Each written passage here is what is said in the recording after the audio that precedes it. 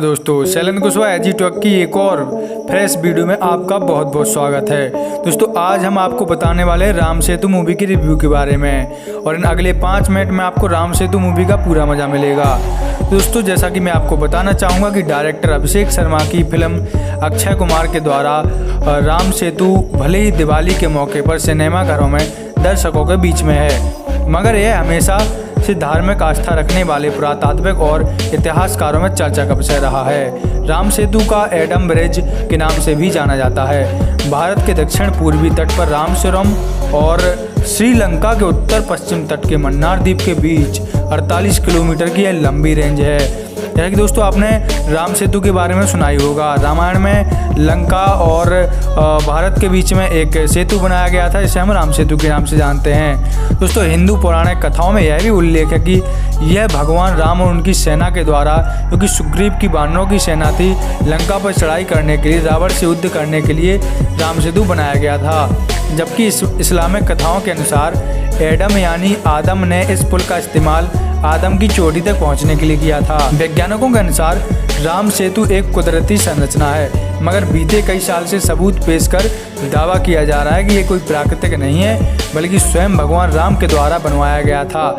निर्देशक अभिषेक शर्मा की राम सेतु भी इसी विचार के इर्द गिर्द घूमती है, लेकिन फिल्म को फिक्शन बनाने के फेर में यह दर्शक को एक अलग ही मोड़ पर लाकर छोड़ देती है। दोस्तों चलिए जानते हैं कि राम सेतु मूवी की असल कहानी क्या है। दोस्तों मैं आपको बताना चाहूँगा कि फिल्म की कहानी असल ज़िंदगी की घटनाओं पर आधारित है, यानी कि इसमें पूरी तरीके से रामायण का व्याख्यान नहीं किया गया है। इसको रियल लाइफ बेस्ड और रामायण का एक मिक्सअप बनाया गया है। आर्कियोलॉजिस्ट डॉक्टर आर्यन कुलश्रेष्ठा एक नास्तिक शख्स हैं जो भगवान में विश्वास नहीं रखते हैं और वो अपने पेशे के कारण केवल फैक्ट पर यकीन करते हैं, जबकि उनकी पत्नी गायत्री धर्मवीरू हैं और इतिहास की प्रोफेसर हैं। उनका एक बेटा भी है।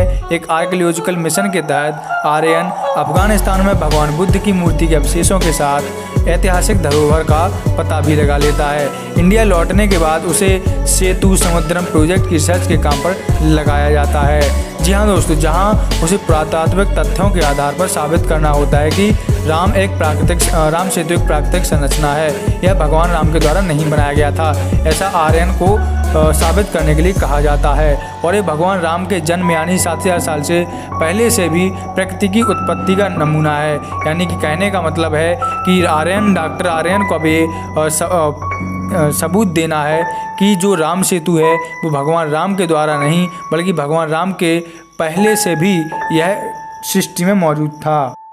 राम सेतु मूवी की इस कहानी में पुष्पक शिपिंग कंपनी का मालिक नासर शिपिंग नहर परियोजना के उद्देश्य से गहरे पानी के चैनल का निर्माण करना चाहता है। वह इसे भारत और श्रीलंका के बीच एक शिपिंग मार्ग बनाना चाहता है ताकि भारत के पूर्वी और पश्चिमी तटों के बीच का सफ़र कभी कम हो जाएगा। इस परियोजना में नासर का बहुत कुछ दांव पर लगा है, यानी कि नासर इसमें बहुत कुछ मेहनत करते हुए नजर आ रहे हैं। उधर इस परियोजना की घोषणा होते ही धार्मिक आस्था रखने वाला पक्ष विरोध के स्वर मुखर कर देता है। जैसा कि दोस्तों आप जानते हैं कि हमारे भारत देश में जैसे कुछ धर्म के विरुद्ध होने जा रहा होता है, हिंदू धर्म के विरुद्ध होने जा रहा होता है, तमाम प्रकार के धर्मगुरु आते हैं और अपने व्याख्यान देने लगते हैं। इसी प्रकार में भगवान राम से जुड़ी संस्कृति के साथ वो छेड़छाड़ नहीं होने देना चाहते हैं। नासर और सरकार की ओर से आर्यन की सेंड्रा रेबिलो यानी कि जैकलिन फर्नांडिस, इसमें सेंड्रा रिबेलो के नाम से यह परफॉर्म कर रही हैं। प्रवेश राणा, जेनिफर जैसे लोग टीम के साथ रिसर्च के लिए भेजा जाता है। यानी कि अब इस प्रोजेक्ट की रिसर्च के लिए एक टीम को भेजा जाता है और आर्यन इस बात को लेकर कटिबद्ध है कि पुल भगवान राम के द्वारा नहीं बनाया गया है। ओके दोस्तों, मगर जैसे जैसे रिसर्च आगे बढ़ती है और जो भी फैक्ट्स मिलते हैं उससे आर्यन भी अचंभित होकर रह जाता है। यानी कि अब कहीं ना कहीं आर्यन को भी लगने लगता है कि मूवी जो भी राम सेतु है कहीं ना कहीं भगवान राम के द्वारा हो सकता है शायद बनाया गया हो। अब फिल्म की कहानी एक ऐसे मोड़ पर आ जाती है जहां आर्यन समेत उसकी पूरी टीम को मारने का षड्यंत्र रचाया जाता है। यानी कि अब जो धर्मगुरु थे उन्होंने एक षड्यंत्र रचा है कि जो भी ऐसा व्यक्ति है जो राम सेतु के फैक्ट को झुठलाता है उसको मार दिया जाए। उधर राम सेतु पर शिपिंग परियोजना पर अदालत को फैसला देने में महज 2 दिन बाकी हैं।